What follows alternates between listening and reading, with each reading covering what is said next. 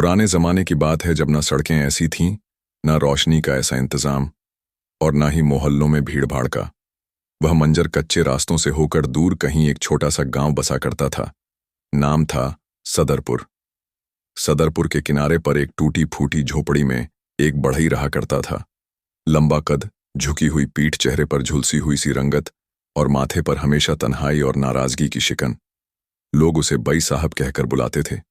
बई का सारा वक्त लकड़ियों को काटने, तराशने और फिर उनसे कुर्सियां, माचिस की डिब्बियां खांटे और खिलौने बनाने में गुजरता था। हुनर में माहिर था, मगर मिजाज से बेहद सख्त। हाथ में कुल्हाड़ी थामे जब वह जंगल की तरफ निकलता तो लगता जैसे कोई जंग के मैदान में उतर रहा हो। उसकी बीवी एक सीधी सादी और बेहद नरम मिजाज वाली औरत थी। नाजुक सी कद काठी, बड़ी बड़ी नम आंखें और चेहरे पर हमेशा एक मुस्कान बिखरी रहती थी। गांव की औरतें अक्सर कहती, ऐसी औरत सबको नहीं मिलती है, मगर अफसोस बढ़ई को उसकी कदर कभी नहीं हुई। शादी को 10 साल गुजर चुके थे। 10 सालों में एक के बाद एक 3 बेटियां पैदा हुईं। हर बेटी के आने के बाद बढ़ई का दिल और सख्त होता चला गया। उसका गुस्सा अब थमने का नाम नहीं लेता था। रात को जब वह काम से थका हारा घर लौटता और बेटियां उसके आगे दौड़ती, अब्बा अब्बा कहते हुए, तो वह उन्हें धक्के से परे हटा देता। बीवी पर चीखना चिल्लाना, उस पर इल्जाम लगाना कि तेरी वजह से मेरी बस बेटियां ही बेटियां हैं, मेरा खानदान कैसे चलेगा, मेरा नाम कौन रोशन करेगा। बीवी आंसू पीकर सब सह लेती। एक दिन जब बीवी के पेट में फिर से बच्चा पल रहा था तो बढ़ई का गुस्सा और भी उफान पर था। बरसात की एक अंधेरी रात थी। छत से पानी टपक रहा था। बई ने गुस्से से बीवी की बांह पकड़ ली और कहा, सुन ले और अच्छे से कान खोलकर सुन ले।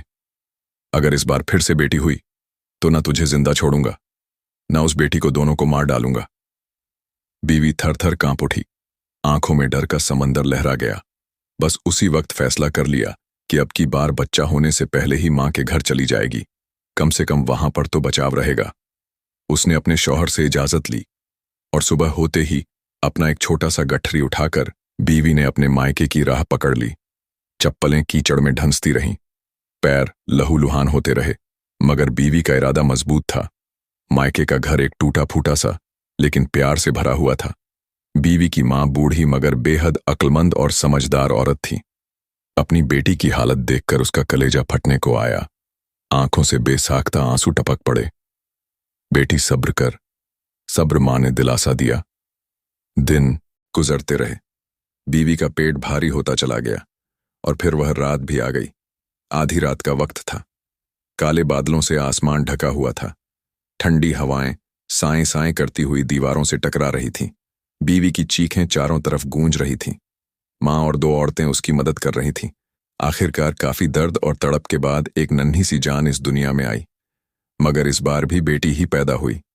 जैसे ही बच्ची के रोने की आवाज गूंजी, बीवी ने थक कर अपनी मां की तरफ देखा। उसकी आंखों में एक ही सवाल था, अब क्या होगा। बीवी का चेहरा सफेद पड़ चुका था, हौसला टूट चुका था। आंसू बहे तो रुके ही नहीं। गोद में बच्ची को ले लिए हुए वह कांपती रही। उसने बच्ची को उठाकर सीने से लगा लिया। बीवी का दिल बार बार डर से कांपता रहा। अगर बढ़ई को पता चल गया कि फिर से बेटी हुई है तो वह क्या करेगा। सदरपुर के उस छोटे से झोपड़े में अब भी सन्नाटा पसरा हुआ था। बढ़ई से दूर अपने मायके में रह रही उसकी बीवी दिन रात एक ही ख्याल में घुलती जा रही थी। हर लम्हा, हर सांस लेते वक्त एक ही सवाल उसे कचोट था, अब क्या होगा, कैसे बचाऊंगी इस बच्ची को, उस जालिम के गुस्से से कैसे बचूंगी। खुद अपनी जान, बीवी की हालत दिन ब दिन बदतर होती जा रही थी। वो बच्ची को गोद में उठाकर जब देखती तो दिल से एक हुक उठती थी, लेकिन दूसरी तरफ बढ़ई की आंखों में भड़के हुए आग के शोले उसे डराते रहते। वो अल्फाज बार बार गूंजते, अगर इस बार भी बेटी हुई तो तुझे भी मार डालूंगा। हर रात वह जागती रहती। बच्ची को सीने से लगाए आंसू चुपचाप तकिए में भीगते रहते। मां भी हर वक्त उसके पास बैठती, मगर खुद भी बेबस जैसी थी। क्या करती, कहां ले जाती। इस हालात में एक रात, जब हवा में अजीब सी उदासी घुली हुई थी, जब दूर कहीं से कुत्तों के रोने की आवाज आ रही थी, बीवी ने एक फैसला किया। एक ऐसा फैसला जो उसकी जिंदगी का एक बड़ा इम्तिहान बनने वाला था। उसने बच्ची को गोद में उठाया, नरमी से चूमते हुए फुसफुसाई, माफ करना मेरी जान, अगर तेरी जिंदगी है तो तू बच जाएगी। उसने अपने पुराने कपड़ों के ढेर से एक बड़ा सा मटका निकाला, मटके को अच्छी तरह से धोया, अंदर मुलायम कपड़े बिछाए और बड़ी नरमी से बच्ची को उसमें सुला दिया। बच्ची शायद मां के स्पर्श को महसूस कर रही थी। उसने आंखें खोली, एक धीमी सी मुस्कान बिखेरी और फिर मटके के अंदर दुबक गई। बीवी ने मटके का मुंह कपड़े से बांध दिया, मगर बहुत हल्के से, ताकि हवा भी जाती रहे और बच्ची दम भी ना घुटे। रात का तीसरा पहर था। गांव की पब्लिक गहरी नींद में डूबी हुई थी। सिर्फ बीवी की आंखें जाग रही थीं। खौफ, दर्द और मां की ममता में डूबी हुई कांपते हाथों से बच्ची से भरा मटका उठाया और दबे पांव घर से निकल पड़ी। रास्ता वीरान था। चांद बादलों के पीछे छिपा हुआ था। कहीं कहीं घास में सरसराहट होती तो बीवी का दिल कांप जाता, मगर वह चलती रही। बिना रुके, बिना मुड़े दरिया गांव के पीछे पेड़ों की कतारों को पार करते ही आता था। गहरा, चुप और अजीब सा दरिया, जैसे सदियों से सब कुछ अपने सीने में समेटे बैठा हो। बीवी दरिया के किनारे आकर रुकी। थोड़ी देर खामोश खड़ी रही, मटके पर हाथ फेरा, बच्ची का चेहरा एक बार फिर देखा और बेसाख्ता रो पड़ी। क्या मैं बहुत बुरी मां हूं? क्या मेरा डर सही है, या मैं अपनी बच्ची को एक अंधेरे में छोड़ रही हूं? इन सवालों का कोई जवाब नहीं था। सिर्फ हवाओं का सर्द थपेड़ा था जो उसके आंसुओं को उसके गालों पर बिखेरता रहा। बीवी ने कांपते हुए हाथों से मटका दरिया में रख दिया।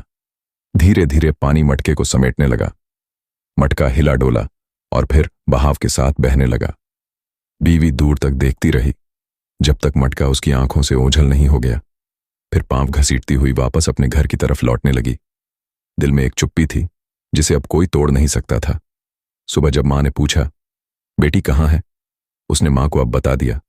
मां कुछ नहीं बोली, सिर्फ उसकी आंखों में तड़प तैर गई, जैसे सब कुछ जानती हो फिर भी लफ्जों में बयां न कर सकती हो। अब बीवी को अपने झूठ की चुभन हर पल महसूस हो रही थी, मगर दिल के किसी कोने में एक उम्मीद भी थी। शायद कहीं किसी तरह उसकी बच्ची बच गई हो, किसी ने उसे बचा लिया हो। अगले दिन औरत ने सुबह सुबह मायके में आखिरी बार अपनी मां के रुखसती की इजाजत ली। दिल में अजीब सी हलचल थी, जैसे कुछ करने जा रही हो मगर फिर भी अपने आप को न समझ पा रही हो। मां ने कहा, आराम से जाना बेटी, और सोच समझ कर काम करना। बीवी ने सिर झुकाकर मां का हाथ रखवाया। मां की बातें अंदर तक गूंज रही थीं, लेकिन दिल में एक खौफ था, जैसे उसे हमेशा डर सता रहा हो कि क्या उसने सही किया। बच्ची को छोड़ने के बाद बीवी वापस अपने घर लौटने के लिए तैयार हुई। सास शौहर से नजरें मिलाने की हिम्मत नहीं हो रही थी, मगर कोई रास्ता नहीं था। वो किसी तरह अपने कदम उठाती हुई बढ़ई के घर पहुंची। दिमाग में एक ही ख्याल था, अगर अब यह सच नहीं बताया तो शायद कभी मौका ना मिले। बढ़ई काम से लौटकर अपनी झोपड़ी में घुसते ही अपनी बीवी को खामोश खड़ा देखा। उसने कहा, तू आ गई, मेरा बेटा कहाँ है? बीवी ने धीरे से कहा, बेटा मरा हुआ पैदा हुआ था। बढ़ई की आंखों में एक पल को शांति आई, फिर गुस्सा लौट आया। क्या कहा? तुम सच बोल रही हो? बीवी ने फूट फूट कर कहा, हाँ बेटा, मरा हुआ पैदा हुआ था, मैंने उसे दफन कर दिया। किसी तरह बीवी की आवाज कांपते हुए बाहर निकली। उसने खुद को किसी तरह शांत किया ताकि बढ़ई के साथ और बहाने ना बनाने पड़े। उधर नदी के पास एक खतरनाक मंजर बन चुका था। बीवी ने जो बच्ची को मटके में रखकर बहाया था, वह मटका अब गहरे जंगल में पहुंच चुका था।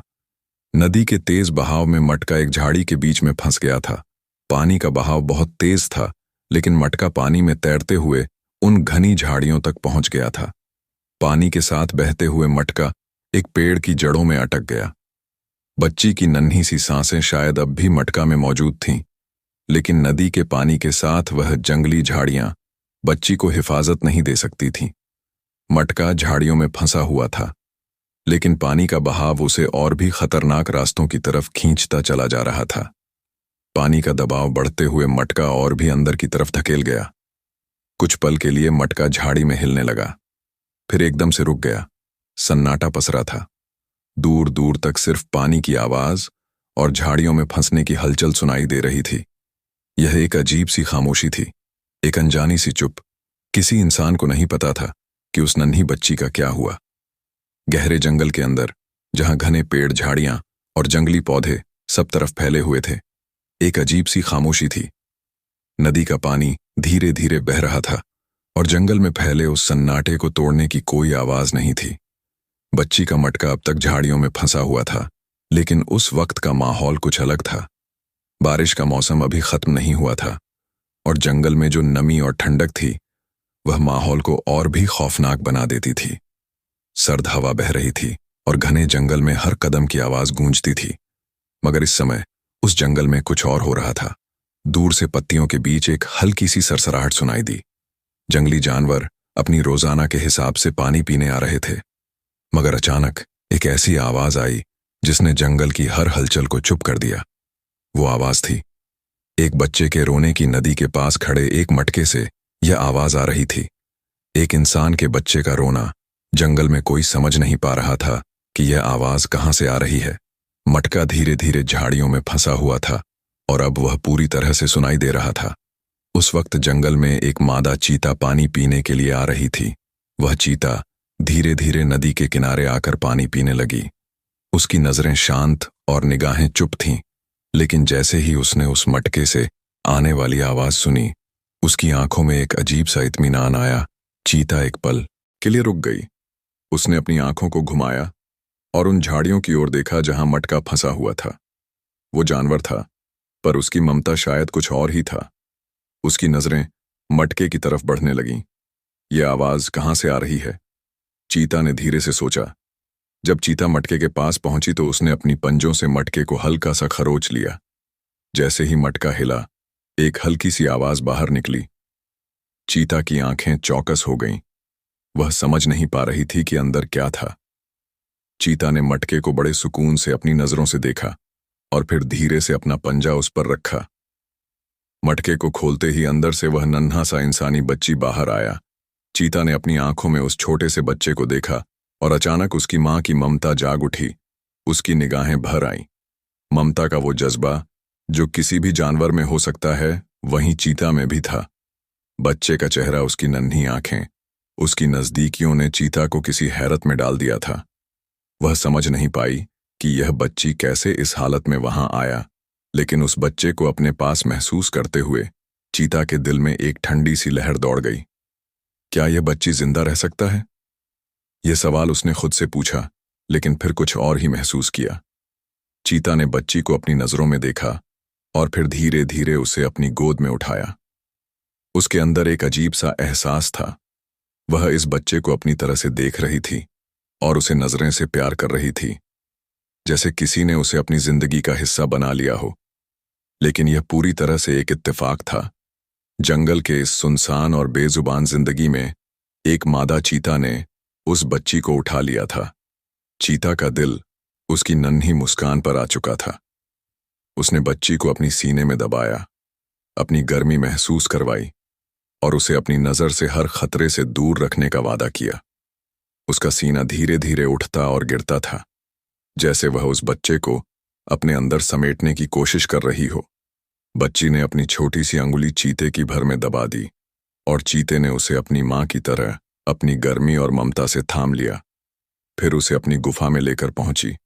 गुफा में एक अजीब सी खामोशी छाई हुई थी, जैसे जंगल ने अपनी सारी आवाजें चुप कर दी हो। उस वक्त मादा चीता अपने नन्हे बच्चे को प्यार से अपनी गोदी में सुला रही थी। उसकी नजरें हर थोड़ी देर बाद बच्चे के चेहरे पर जाकर टिक जातीं। उसकी ममता का कोई हद नहीं था, जैसे उसने इस बच्ची को अपनी जिंदगी का हिस्सा ही मान लिया हो। वो बच्ची अब धीरे धीरे अपनी आंखें खोलने लगा था और मादा चीता उसे देखकर अपनी दिल की गहराई से एक सुकून महसूस करती। उसका शरीर अब कमजोर था, लेकिन उसकी रूह में एक नई ताकत आ चुकी थी, क्योंकि उसे अब किसी से ज्यादा अपनी परवाह थी। तो वह वही बच्ची था। कुछ वक्त बाद मादा चीता ने बच्चे को अपनी गोदी में और सहेजा। वह जानती थी कि उसे अब बच्ची के खाने और पीने का बंदोबस्त करना होगा। जंगल में खाने पीने की कमी नहीं थी, पर उसे इंसान के बच्चे की जरूरतें समझनी थीं। तुम्हें दूध चाहिए, और अगर तुम ठंडी में जिंदा रहना चाहोगे तो तुम्हें आराम से खाना मिलेगा। चीता ने धीरे से सोचा। वह जल्दी से जंगल में गई और वहां की सबसे ताजगी वाली जड़ी बूटियों को इकट्ठा किया। साथ ही कुछ फल भी ढूंढे ताकि बच्ची को थोड़ा सा खाने को मिल सके। मादा चीता की नजरें उस बच्चे की तरफ बढ़ीं, जैसे उसे भरोसा हो गया हो कि वह उसे पाल सकती है। फिर उसने अपने पंजों से फल को मसला और फल का रस उसके मुंह में गिराने लगी। उसके मुंह से एक हल्की सी मुस्कान आई, जैसे उसने चीता को शुक्रिया कहा हो। माँ का दिल फिर से लहराया, जैसे उसे मिल गया हो वही सब कुछ जो वह चाहती थी। वह जानती थी कि अब इसे सही से बढ़ाना उसकी जिम्मेदारी है। मादा चीता ने बच्ची के पास बैठते हुए अपना सिर हल्का सा नीचे किया और फिर धीरे धीरे उसे अपनी गर्म दूध की तरह गर्मी देने की कोशिश की। बच्ची को अपनी गर्दन से सटा लिया और उसे अपनी खुद की गर्मी से महसूस कराया। वह उसे पूरी कोशिश से अपने दूध की तरह उसके दूध पीने का इंतजाम करने लगी थी। इसी बीच आसमान में अचानक एक अजीब सा बदलाव आ गया। घने बादल सूरज की रोशनी को ढकने लगे और हवा में एक हल्की सी ठंडक फैलने लगी।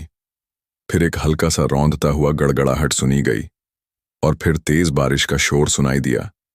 मगर उस बारिश और तूफान में एक और चीज थी जो मादा चीता के लिए सबसे बड़ी परेशानी का सबब बन गई। वह घबराई नहीं, क्योंकि उसे अपनी अक्ल और समझ पर भरोसा था, लेकिन अब बारिश के साथ एक तूफान आने वाला था। वह जानती थी कि अगर तूफान आया तो उसकी गुफा को भी नुकसान हो सकता था। गुफा में बारिश की बूंदें तेजी से गिरने लगीं और चीता ने अपने नन्हे बच्चे को और गहरे कोने में ले जाकर उसे महफूज करने की कोशिश की। उस वक्त चीता का दिल जोर से धड़क रहा था, लेकिन वह जानती थी कि उसे अपने बच्ची की हिफाजत करनी है। उसने अपनी सारी ताकत को जोड़ते हुए बच्ची को अपनी गर्म भर में और सहेज लिया। बारिश की बूंदें चट्टानों पर गिरती और तेज हवा उस जंगल में जैसे चिल्ला रही हो। चीता ने अपनी आंखें बंद कर लीं और अपने बच्चे को अपनी सीने में दबाया। उसकी आंखों में सिर्फ एक ख्याल था, उसकी बच्ची हर हाल में महफूज रहे। तुम हमेशा मेरे पास रहोगी, उसने बड़ों लोगों की तरह धीरे से कहा। उसका दिल भर आया, लेकिन उसने खुद को संभाल लिया। वह पूरी रात तूफान से लड़ते हुए अपने बच्चे को अपनी गोदी में समेटे रखी। जब तूफान थम गया और बारिश की बूंदें धीरे धीरे गिरने लगीं, तो मादा चीता ने अपनी बच्ची को धीरे से उठाया और उसे फिर से अपनी गोदी में सुला लिया। वह जानती थी कि इस जंगल में अब एक और कहानी शुरू होने वाली थी और उसकी ममता एक नई मिसाल बनेगी। कुछ महीने और फिर साल भी गुजर गए। मादा चीता और बच्ची अब एक दूसरे के लिए जैसे पूरी दुनिया बन चुके थे। जंगल की गुफा अब उनका घर बन चुका था, जहां हर सुबह वह एक दूसरे के साथ नए दिन की शुरुआत करते थे। बच्ची अब 3 साल की हो चुकी थी और उसकी आंखों में अब चीता जैसी पैठ और चपलता आ गई थी। वह अपनी माँ की तरह तेज दौड़ती, उछलती, कूदती और उसकी नजरों में वह हल्का सा गुस्सा और चपलता था जो सिर्फ जंगल के बच्चों में होता है। एक दिन जब चीता और उसकी बच्ची अपने रोज के खेल में लगे हुए थे, अचानक उन्हें जंगल में कुछ आवाजें सुनाई दी। आवाजें तेज और खौफनाक थीं। मादा चीता ने अपनी सुनने की ताकत का इस्तेमाल किया और उसकी आंखों में एक चकमक सी गुस्से वाली लाली आ गई।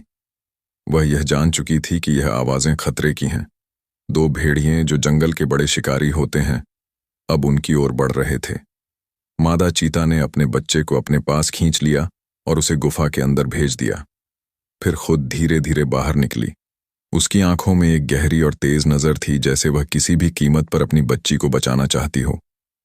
भेड़िए जो आमतौर पर बड़े और ताकतवर होते हैं, इन दिनों इस जंगल में इधर उधर भटक रहे थे। वे अपनी भूख के मारे ना सिर्फ छोटे जानवरों की तलाश में थे, बल्कि अब वे जंगल के सबसे मजबूत शिकारी चीता से भी मुकाबला करने को तैयार थे। जंगल की सन्नाटे में अचानक भेड़ियों के हमले की आवाज सुनाई दी। चीता ने बिना वक्त गवाए अपनी पूरी ताकत और तेजी से एक भेड़िए पर हमला किया। उसने उसकी गर्दन में पंजे घुसा दिए और दूसरे भेड़िए की तरफ देखा, जो अब हमला करने के लिए आगे बढ़ रहा था। तभी मादा चीता ने अपनी ताकत को और बढ़ा लिया। उसका गुस्सा, उसकी ममता और उसकी ताकत का मिला-जुला असर भेड़ियों पर गहरा हुआ। वह उनकी ओर बढ़ी और 1-2 पल में उसने दूसरे भेड़िए को भी अपनी ताकत से दूर कर दिया। उस लड़े हुए मुकाबले में चीता ने अपनी पूरी कड़ी मेहनत से यह साबित किया कि जंगल की शेरनी ही जंगल का बादशाह है। भेड़िए हार कर जंगल के गहरे हिस्से में भाग गए। मादा चीता ने अपनी हार को अपनी जीत में बदल दिया था।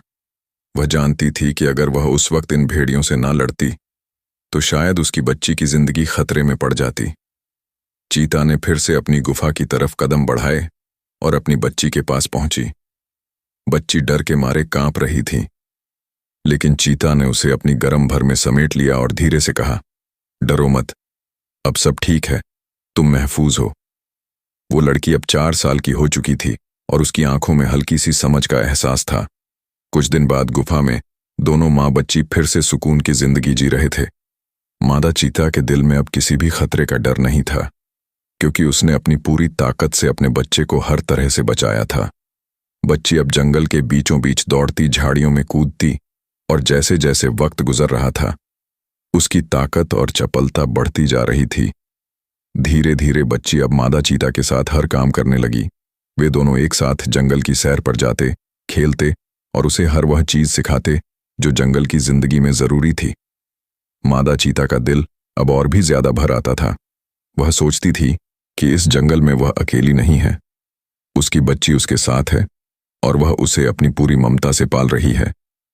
हर दिन वह दोनों कुछ नया सीखते और हर दिन मादा चीता को यह एहसास होता कि वह अपनी पूरी ताकत से अपने बच्चे को दुनिया से लड़ने की ट्रेनिंग दे रही है। तुम मेरी जान हो मादा, चीता ने अपनी आंखों में प्यार भरकर कहा। तुम्हारी वजह से ही मैं इस दुनिया से नफरत नहीं करती। और इस तरह मादा चीता और उसकी बच्ची जंगल की शांति में अपने दिन बिता रहे थे। एक दूसरे के प्यार के साथ वक्त बीतता गया और बच्ची अब 8 साल की हो गई थी।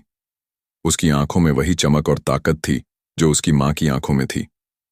अब वह भी जंगल के रास्तों पर दौड़ती, झाड़ियों में कूदती और मां के साथ नई नई जगहों पर खेलती। मादा चीता ने उसे अच्छे से सिखाया था कि जंगल में किस तरह रहना है और किस तरह अपने इर्द गिर्द के खतरों से बचना है।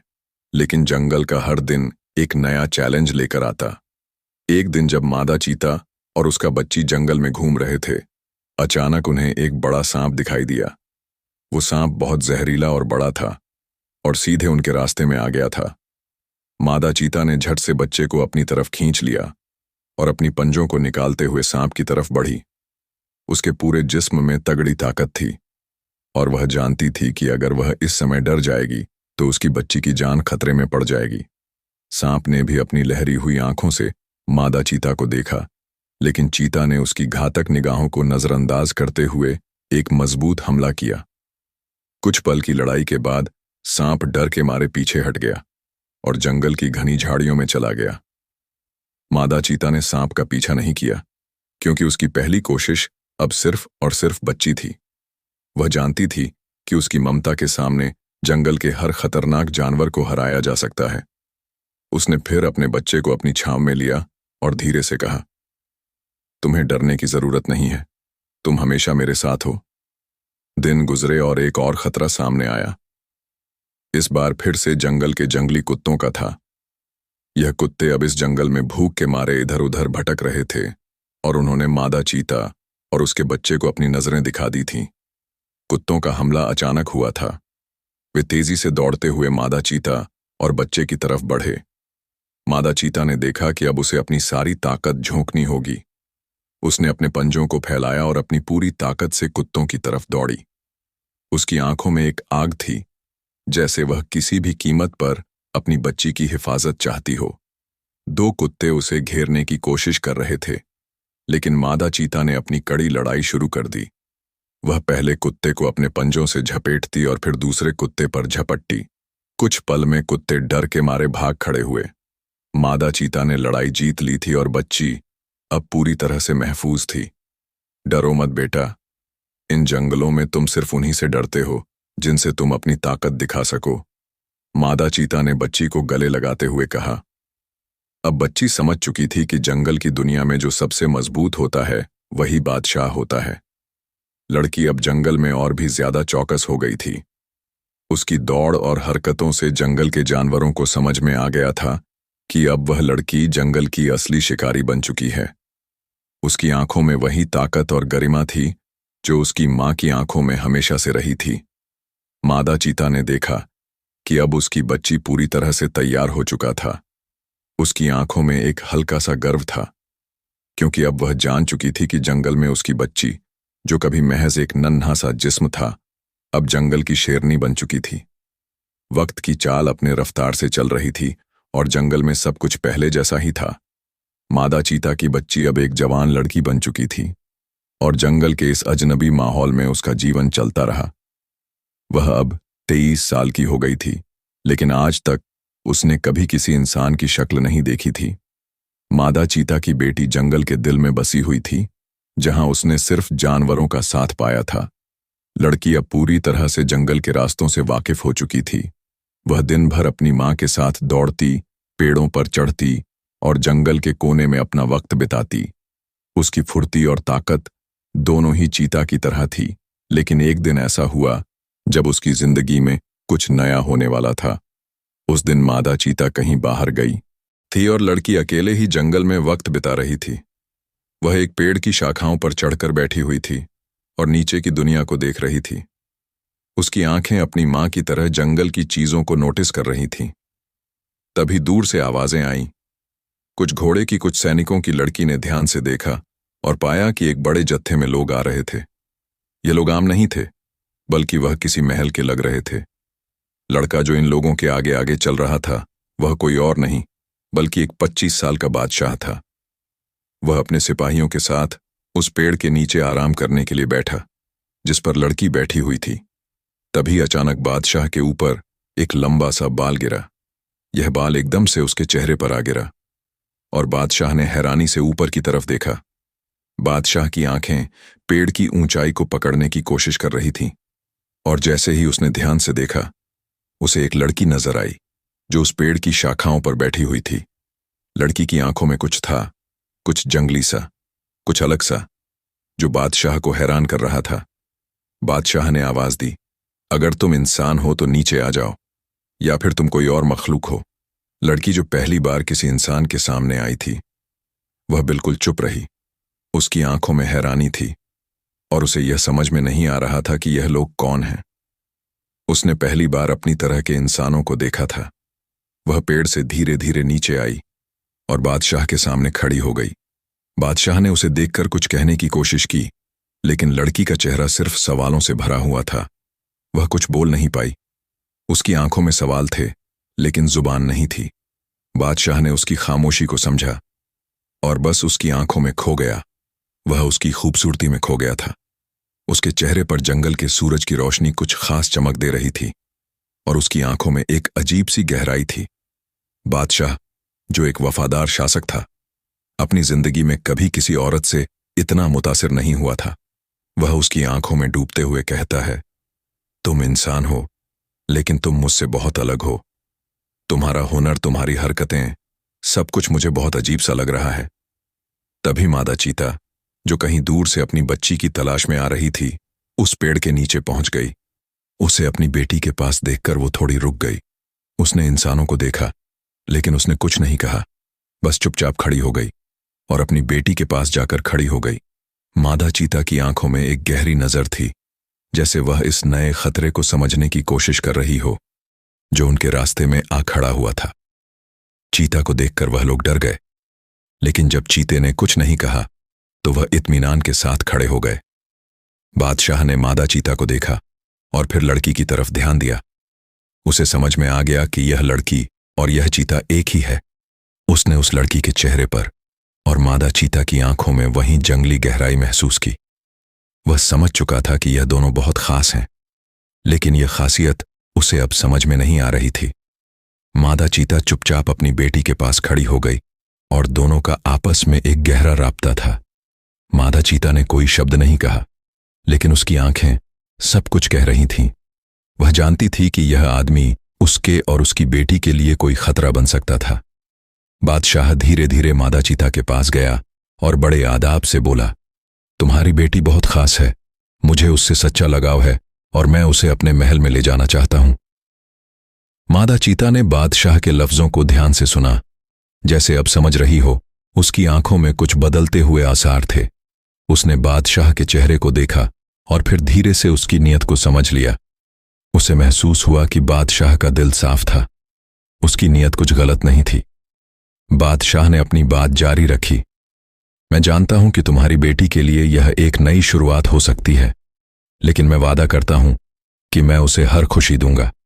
लड़की, जो अभी तक सब कुछ देख समझ नहीं पा रही थी, अब मादा चीता के पास आकर खड़ी हो गई। उसकी आंखों में आंसू थे क्योंकि उसे यह दुनिया और इस नए फैसले को समझना मुश्किल हो रहा था। वह अपनी मां के साथ जीने की आदी थी और अब उसे इंसानों में जाना पड़ रहा था। बादशाह ने देखा कि लड़की के चेहरे पर दुख था और वह उसकी हालत को समझ सकता था। वह धीरे से पास आया और बोला, तुमसे कोई बात नहीं करूंगा, लेकिन जान लो कि तुम्हारे साथ सिर्फ सच्चा प्यार और इज्जत दूंगा। तुम डरना मत। यह सुनकर लड़की और ज्यादा परेशान हो गई, लेकिन फिर मादा चीता ने उसे खामोश किया। बादशाह ने कहा कि ऐसा करो, इस चीता को भी अपने साथ ले लो और लड़की को भी ले चलो। यह सुनकर लड़की और चीता दोनों खुश हो गए। बादशाह अब मादा चीता और लड़की के साथ उन्हें अपने महल की तरफ ले जाने के लिए तैयार हो गया। सब कुछ तैयार था और वे जंगल से बाहर की तरफ चल पड़े, जहां एक नया सफर उनका इंतजार कर रहा था। दोस्तों, महल में जाने के बाद उस लड़की का नाम गुलनाज रखा जाएगा, इसीलिए हम अभी से उसका नाम कहानी में गुलनाज इस्तेमाल करेंगे। महल पहुंचते ही मादा चीता और गुलनाज का तहदील से इस्तकबाल किया गया। मादा चीता के लिए एक खास कमरा तैयार किया गया था, जहां वह आराम से और अपनी दुनिया में रह सके। इस कमरे को जंगल की हवा और महक से मेल खाने की कोशिश की गई थी, ताकि मादा चीता को किसी भी तरह की परेशानी ना हो। दूसरी तरफ गुलनाज को इंसानी तरीके सिखाने के लिए एक खास औरतों भेजा गया था। गुलनाज की आदतें पूरी तरह से अलग थीं और इंसानियत की बुनियादी चीजों को समझना उसके लिए आसान नहीं था, मगर समय के साथ धीरे धीरे वह इंसानी तौर तरीकों को अपनाने लगी। उसने खाना पकाना शुरू किया, चलने का तरीका बदला और इंसानों की जिंदगी के सभी पहलुओं को समझने की कोशिश की, और उसे धीरे धीरे यह सब समझ में आने लगा। कुछ ही वक्त में गुलनाज ने इंसानों की बुनियादी बातें सीख ली थीं और उसका रहन सहन बिल्कुल अलग दिखने लगा था। उसकी बात करने के अंदाज में भी बदलाव आ गया था। महल में अब उसका चेहरा और उसकी मुस्कान एक अलग ही रौनक छोड़ने लगी थी।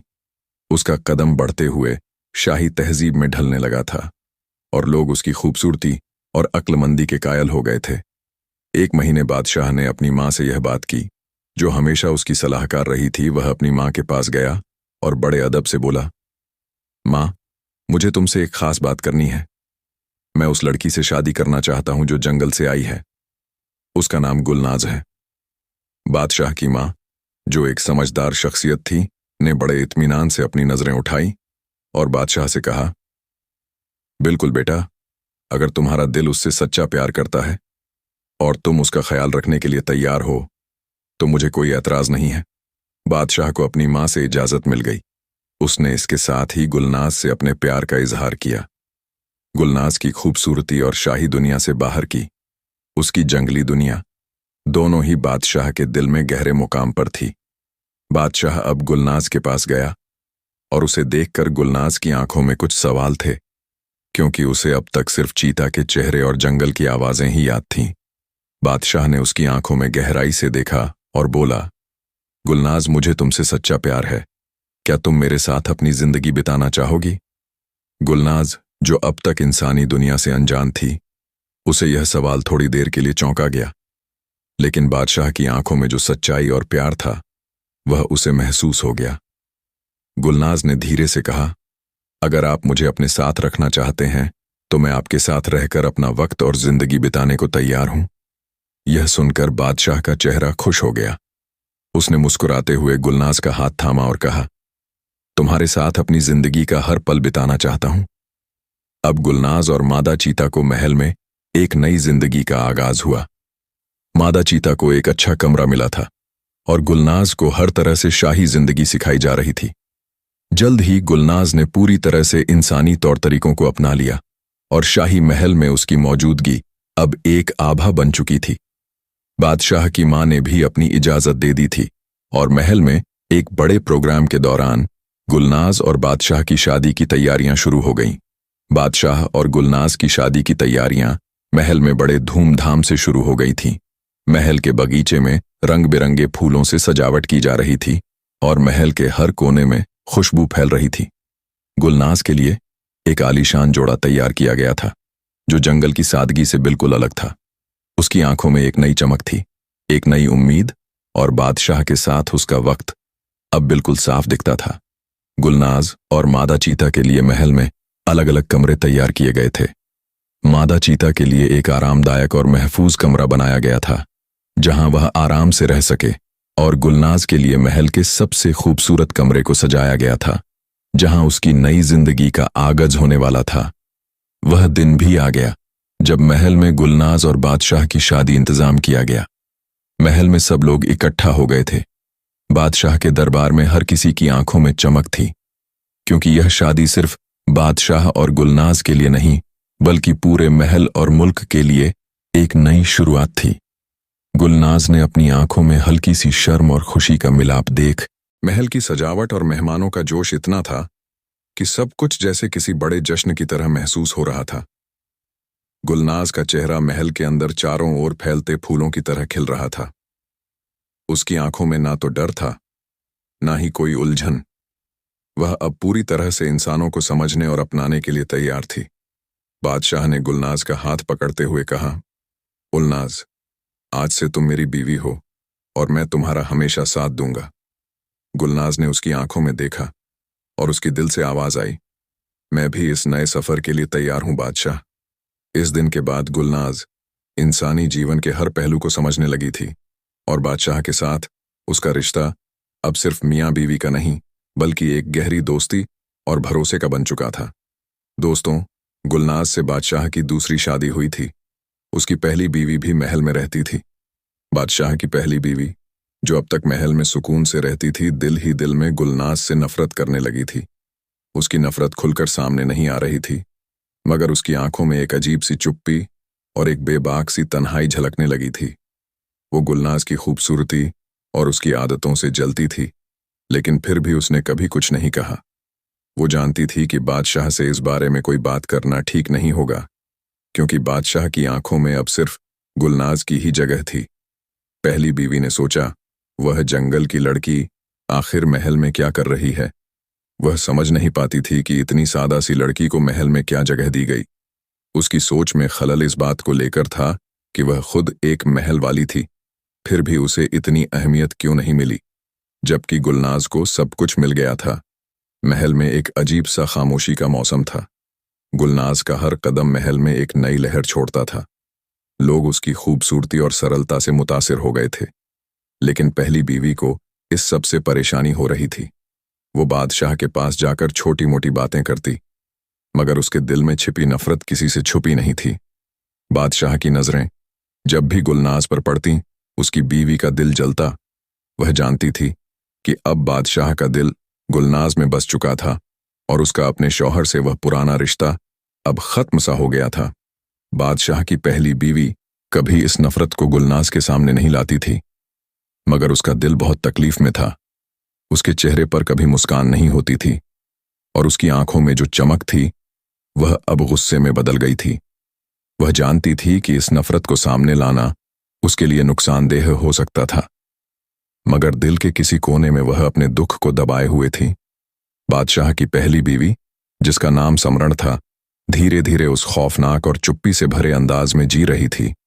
गुलनाज, जो जंगल की लड़की थी, अब महल का एक हिस्सा बन चुकी थी और समरण के दिल में जलन और नफरत ने अपनी जड़ें मजबूत कर ली थी। समरण अपने दिल में गुलनाज को कभी कबूल नहीं कर पाई थी। अंदर ही अंदर समरण की ख्वाहिश थी कि गुलनाज किसी भी तरह से महल से बाहर हो जाए। समरण के लिए यह एक अहम मौका था। गुलनाज को अपने जाल में फंसाने के लिए समरण ने एक अजीब सा बहाना बनाया। उसने गुलनाज से कहा, तुम अब इंसान की तरह जीने लगी हो, लेकिन कुछ और बातें हैं जो तुमने नहीं सीखी हैं। मैं तुम्हें नदियों के किनारे चलने के लिए ले चलती हूं। वहां तुम कुछ और चीजें देख सकोगी। गुलनाज, जो अब इंसानी तौर तरीकों को समझने लगी थी, इस बात से खुश हो गई। वह समरण की बातों में आकर उसके साथ नदियों के किनारे जाने के लिए तैयार हो गई। समरण ने कभी गुलनाज से बुरी नीयत से बात नहीं की थी, लेकिन उसके दिल में यह एक साजिश थी कि इस लड़की को उसकी जगह से हटा दिया जाए। वे दोनों महल से बाहर निकली और नदी की ओर बढ़ने लगी। रास्ते में समरण ने गुलनाज से पूछा, तुम्हें अब तक जंगल के बारे में क्या समझ आया है? क्या तुमने कभी यह महसूस किया है कि जंगल की कुछियां बिल्कुल इंसान की तरह ही होती हैं? गुलनाज ने जवाब दिया, हाँ समरण बाजी, मुझे लगता है कि हर जानदार के दिल में कुछ खास होता है। समरणी मुस्कुराई, लेकिन उसकी मुस्कान में एक डरावनी छाया छिपी हुई थी। वह जानती थी कि आज उसकी साजिश पूरी होने वाली थी। जैसे ही वे नदियों के किनारे पहुंचे, समरण ने अपनी चाल और तेजी से काम किया। उसने गुलनाज से कहा, तुम्हें यहां कुछ सिखाने के लिए लाई हूं, तुम मेरे साथ चलो, मैं तुम्हें कुछ और बताती हूं। गुलनाज उसकी बातों में आकर उसके साथ चलने लगी। समरण ने अचानक से गुलनाज को धक्का दे दिया। गुलनाज, जो पहले से नदियों की लहरों के पास थी, चिल्लाई, क्या कर रही हो तुम? मगर समरण की धक्का देने की ताकत ने गुलनाज को पूरी तरह से लहरों में ढकेल दिया। गुलनाज चीखते हुए पानी में गिर पड़ी। नदी की लहरें उसे बहाए जा रही थीं। उसकी चीखें धीरे धीरे दूर होती जा रही थीं और समरण की आंखों में एक अजीब सी ठंडक थी। समरण ने सोचा कि अब गुलनाज का कोई कुछ नहीं कर सकता। वह मन ही मन बहुत खुश थी, लेकिन तभी एक अजीब बात हुई। जैसे ही समरण मोड़ने लगी और वापस महल जाने लगी, उसे अचानक महसूस हुआ कि कहीं कुछ गड़बड़ हो रही है। अचानक एक तेज आवाज आई। यह आवाज एक चीते की थी। उसने पलट कर देखा और उसी पल मादा चीता आ गई। समरण की आंखों में डर समाने लगा, क्योंकि मादा चीता के चेहरे पर गुस्सा और ममता दोनों का मिलाप था। समरण की आंखों में डर फैल गया। मादा चीता ने एक गहरी निगाह से समरण को देखा और फिर बिना कुछ कहे उसके ऊपर हमला कर दिया। यह हमला इतना तेज था कि समरण को संभलने का मौका नहीं मिला। समरण की चिल्लाहट हवा में गुम हो गई।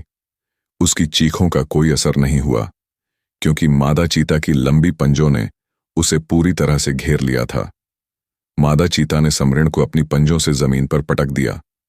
समरण को एक पल के लिए यह समझ में ही नहीं आया कि यह क्या हो रहा है, लेकिन जैसे ही मादा चीता ने समरण को अपनी ताकत से गिराया, समरण का चेहरा घबराहट और दर्द से भर गया। मादा चीता के पंजे इतने तेज थे कि समरण को उठने का मौका ही नहीं मिला। समरण ने अपनी पूरी ताकत से मादा चीता को दूर करने की कोशिश की, लेकिन वह हर बार नाकाम हो रही थी। उसकी हालत अब बेहद बुरी हो चुकी थी। मादा चीता ने अपनी पूरी ताकत से समरण को घायल कर दिया था। समरण की आंखों में अब कोई उम्मीद नहीं थी। उसकी आंखों में डर और पछतावा था। उसकी यादों में गुलनाज की कातिर आवाज गूंज रही थी। उसकी आंखों में अब सिर्फ एक ही तस्वीर थी। गुलनाज की चीता ने समरण का काम तमाम कर दिया, उसे खत्म कर दिया। इधर महल में शोर मच हुआ था। सारे सिपाही और नौकर चाकर इधर उधर दौड़ रहे थे।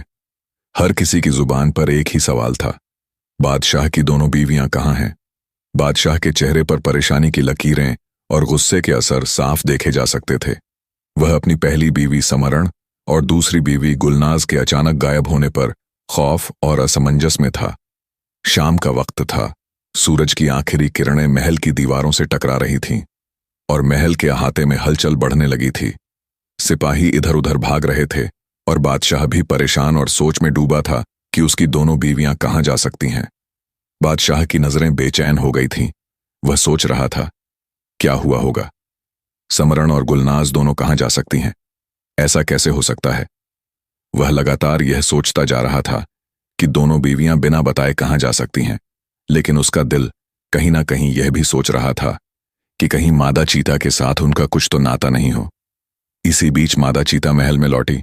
उसके जिस्म पर खून के धब्बे थे। उसके पंजों से खून टपक रहा था। वह चुपचाप अंदर आई और बिना किसी शोर शराबे के बादशाह के सामने खड़ी हो गई। उसकी आंखों में एक अजीब सी गहरी नफरत थी, लेकिन वह कुछ भी नहीं बोली। उसने बादशाह के कपड़े मुंह में दबाए और उसको खींचने लगी। बादशाह ने सोचा, शायद यह मुझे कहीं ले जाना चाहती है, शायद यह गुलनाज का पता जानती है। बादशाह ने फौरन कुछ सिपाहियों को लिया और चीता के साथ चल दिया। चीता उसे नदी के किनारे उसी जगह पर ले गई जहां उसकी पहली बीवी समरण की लाश पड़ी थी और दूसरी बीवी नदी में बह चुकी थी। बादशाह के दिमाग ने काम नहीं किया। वह सोचने लगा, शायद इस चीता ने ही गुलनाज के चक्कर में मेरी पहली बीवी को मार दिया है। कुछ देर तक वह खामोश रहा और फिर उसने सिपाहियों से कहा, मादा चीता को कैद करवा दो, वह अब मेरे पास नहीं रहेगी। सिपाहियों ने उसे तुरंत पकड़ लिया और मादा चीता को कैद करवा दिया। बादशाह के दिल में गुस्सा और नफरत दोनों मिलकर एक अजीब से तूफान की तरह घूमने लगे थे। वह इस वक्त एक जंगली जानवर की तरह बर्ताव कर रहा था, जैसे उसने अपनी बीवियों को खो दिया हो। महल में लौटने के बाद बादशाह की सोच में हलचल मच गई। उसे समझ नहीं आ रहा था कि क्या किया जाए। समरण की लाश नदियों के किनारे मिली और गुलनाज कहीं भी दिखाई नहीं दी थी उधर। गुलनाज, जो कि नदी के तेज पानी में बहती चली गई थी, तेज लहरें उसे दूर ले गईं। कई कोस बहने के बाद वह एक किनारे पर आकर अटक गई। बदन पूरा भीगा हुआ, बाल पानी से चिपके हुए और रंगत जर्द पड़ चुकी थी। वह बेहोशी की हालत में वहीं गीली रेत पर पड़ी थी। यह इलाका एक छोटी सी बस्ती का था, जहां कुछ कच्चे पक्के घर थे और लोग अपनी रोजमर्रा की जिंदगी में मशरूफ रहते थे। उसी वक्त एक 50 बरस की सीधी सादी मगर नर्म दिल औरत, जो अपने फटे पुराने लोटे और साबुन की टिकिया के साथ कपड़े धोने आई थी, उसने किनारे पर कुछ अजीब सा मंजर देखा। दूर से ही उसको एक साया सा नजर आया। पहले तो उसने समझा कोई लकड़ी या कपड़े का टुकड़ा बहकर आ गया होगा, मगर जब नजदीक पहुंची तो उसके होश उड़ गए। वहां एक नौजवान, बेहद हसीन लड़की बेहोश पड़ी थी। उसके चेहरे पर अजीब नजाकत थी। वह औरत बिना वक्त गंवाए भागी भागी गुलनाज के पास पहुंची। हाथों से उसका चेहरा थपथपाया, पानी के छींटे मारे उसकी नब्ज टटोलने लगी। इसमें जान तो बाकी है। कुछ ही देर की कोशिशों के बाद गुलनाज के बदन में हरकत होने लगी। गुलनाज की आंखें धीरे धीरे खुली, लेकिन उनमें अजनबीपन का समंदर था। उसने इधर उधर देखा, मगर चेहरा बिल्कुल खोया हुआ था। औरत ने नरमी से पूछा, बेटी कौन हो, तुम कैसे आई यहां? मगर गुलनाज बस हैरानी से उसे देखती रही। उसके लब हिलते तो थे, मगर जुबान साथ नहीं दे रही थी। फिर वह औरत समझ गई कि कुछ तो बड़ा हादसा हुआ है। उसने बिना कुछ और पूछे गुलनाज को अपने कंधे का सहारा दिया और बड़ी मुश्किल से उसे अपने छोटे से झोंपड़े तक ले आई। उसका घर टूटा फूटा था। एक छोटा सा आंगन, दीवारों पर मिट्टी का लेप और एक टूटी चारपाई, मगर दिल बड़ा था उस औरत का। उसने गुलनाज को चारपाई पर लिटाया, चादर ओढ़ाई और तवे पर रोटियां सेकनी शुरू कर दी।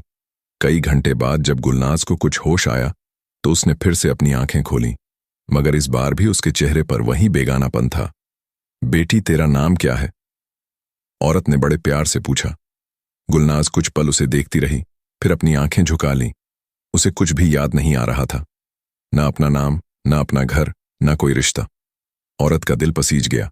उसने खुद ही कहना शुरू कर दिया, तू मेरी बेटी जैसी है। अब तेरा नाम हम रोशनी रखेंगे। रोशनी बन के आई है तू मेरी जिंदगी में गुलनाज, जो अब रोशनी बन चुकी थी। एक नई जिंदगी के सफर पर निकल चुकी थी, मगर अतीत का हर नक्शा उसकी यादों से मिट चुका था। वह औरत बस्ती में सबकी जानी पहचानी थी। लोग उसे फूफी कहकर बुलाते थे। उसकी घर में कोई औलाद नहीं थी। 3 बेटियां थीं जिनकी शादी हो चुकी थी। उस 50 साल की औरत ने रोशनी का बहुत ज्यादा ख्याल रखा। उसे अपने हाथों से खाना खिलाया, उसके लिए पुराने कपड़ों से नए लिबास बनाए और उसे तालीम देने का इरादा भी कर लिया।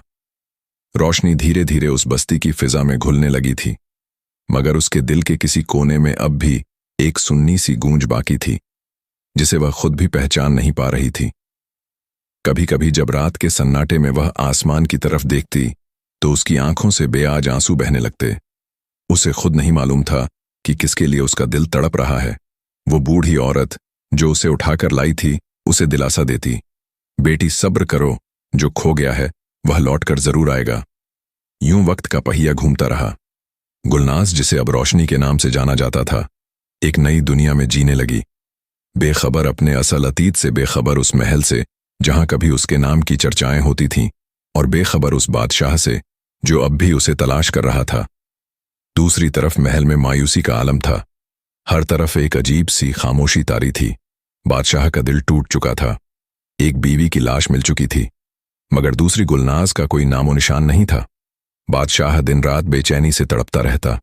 उसको चैन न था, नींद न थी। हर लम्हा दिल में बस एक ही सवाल, गुलनाज कहाँ गई, जिंदा है या नहीं? आखिरकार एक दिन सब्र का पैमाना छलक ही गया।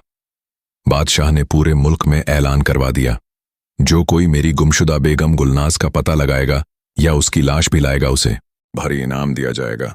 सोने की अशरफियां, जमीन जायदाद और शाही रुतबा उसके नाम कर दिया जाएगा। ये ऐलान हर गली कूचे में गूंजने लगा। हर चौक चौराहे पर मुनादी हो रही थी। बस्ती के लोग भी अब इस खबर से वाकिफ हो चुके थे।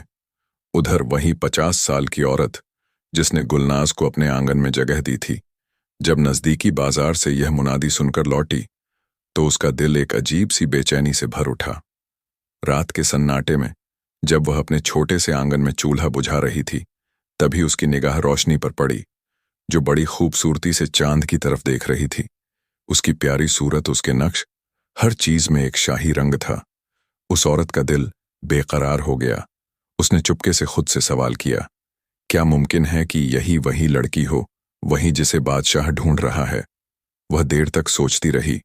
उसके जहन में ख्यालों का तूफान चल पड़ा था। अगर यह वही है तो क्या इसे वापस बादशाह के हवाले कर दूं? लेकिन फिर यह रोशनी, जो अब उसकी बेटी बन चुकी थी, क्या उसे जुदा कर पाऊंगी? उस औरत ने अलमारी के टूटे शीशे में अपनी सूरत देखी, फिर रोशनी की तरफ नजर डाली, जो अब तक बेफिक्र थी, जैसे उसे दुनिया के किसी गम का पता ही ना हो। फिर उसने सोचा, अगर यह वही लड़की है भी तो इसमें इसका क्या कसूर? इसे तो कुछ याद भी नहीं, और बादशाह ने तो ऐलान किया है कि लाश लाने वाले को इनाम मिलेगा, मगर मेरी बेटी तो जिंदा है। यह सोचकर उसके दिल को झूठी ही तसल्ली मिली।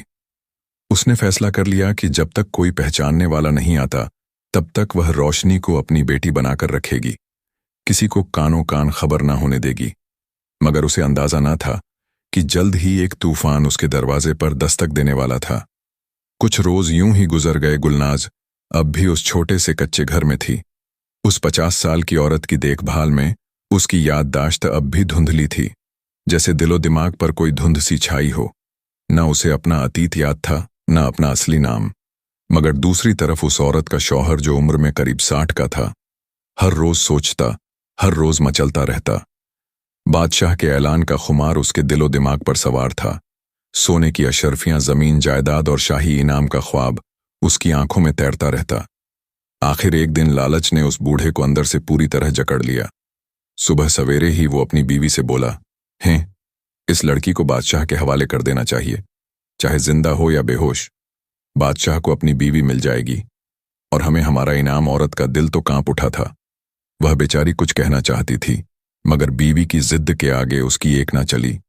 बूढ़ा आदमी ने एक पुरानी सी बैलगाड़ी निकाली, जिसमें गुलनाज को बिठाकर धीरे धीरे महल की तरफ रवाना हो गया। गुलनाज, जिसे अब भी कुछ याद नहीं था, मजबूरी में चुपचाप उसके साथ चल दी। उसकी आंखों में एक अजीब सी मायूसी थी, दिल में एक अनकही बेचैनी।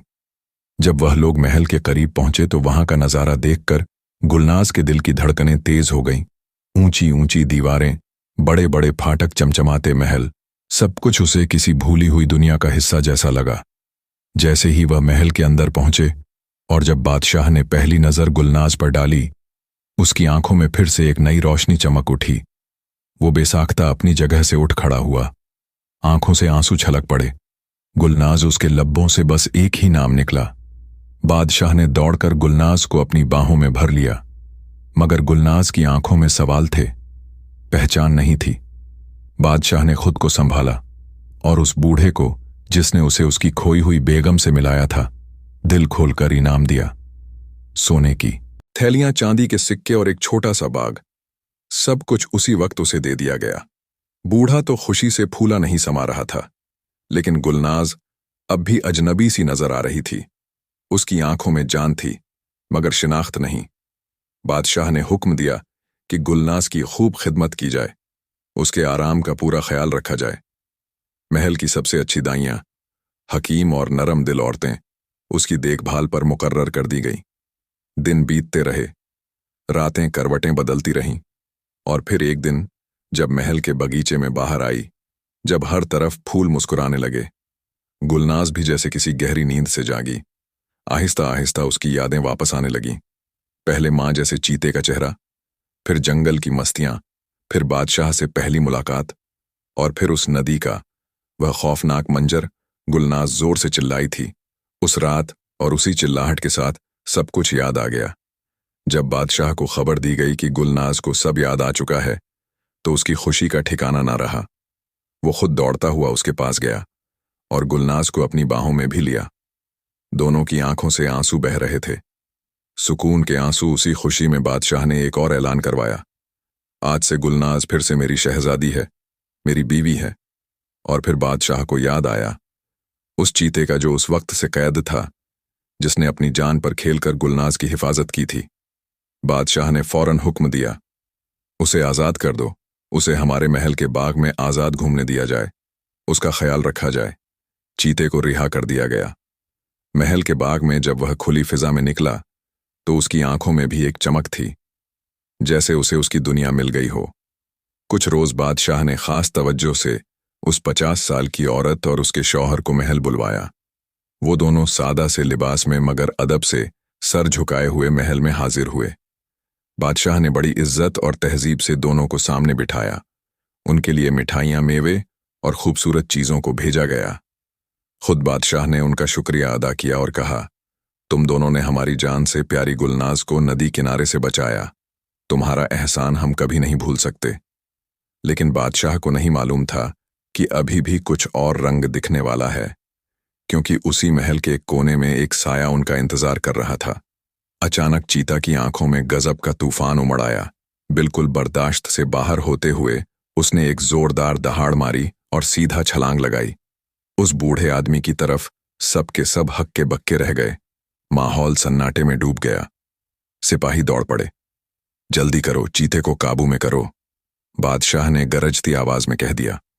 मगर यह कोई मामूली हमला नहीं था।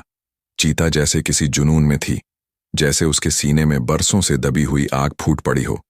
वो बार बार उसी बूढ़े पर झपटती रही, पंजों से उसे जख्मी करने की कोशिश करती रही। बादशाह खुद हैरान थे, गुलनाज भी सन्न थी।